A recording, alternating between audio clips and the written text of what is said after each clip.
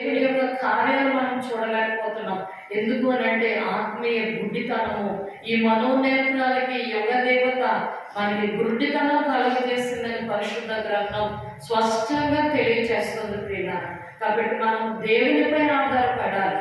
ఒకరిపై ఒకరు వాళ్ళిద్దరు కూడా స్నేహితులు ఎలాగైతే ఆధారపడి వారు చూడండి మంచి స్నేహితులు అన్నారు.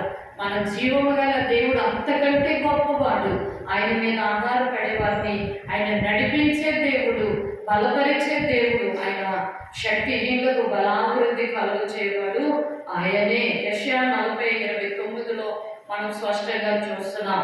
అందుకే కీర్తనకారుడు బహు చక్కగా రాసే బలహీనతలో ఆయన బలం నాకు పరిపూర్ణమవుతుంది. ఆయన బలవంతునికి కాదు, పందెపు రంగంలో శక్తిహీనులకు ఆయన అధిక కృపణిచ్చేవాడు. బలహీనతలైన బలము పరిపూర్ణము చేసే దేవుడు. దేవునికి స్తోత్రం. హల్లెలూయా. మనము ఏ పరిస్థితులైనా సరే దేవుని తట్టు మనం తీరు చూసినప్పుడు, దేవుని తట్టు మనము కనిపెట్టి మనం ప్రార్థన చేసినప్పుడు దేవుడు అద్భుతమైన రీతిలో మనం నడిపిస్తాడు ప్రియులారా. బలము శక్తి ఆయనే.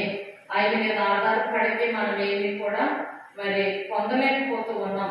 ప్రార్థనలో దేవునికి మనం సమీపించాలని రాయబడి ఉన్నది. ప్రార్థనలో మనము దేవునితో మనము సమీపించాలంట. సమీపించినప్పుడు ఆయనపై ఆధారపడి పడే భావాన్ని కలిగించి మన బలహీనత దేవుడు ప్రతిస్పందిస్తాడు. దేవా నీవు నాకు కావాలి, నీవు లేకుండా నేను ఉండలేను అని మనం ప్రార్థించినప్పుడు దేవుడు మన పక్షముగా పనిచేస్తాడు ప్రియులారా.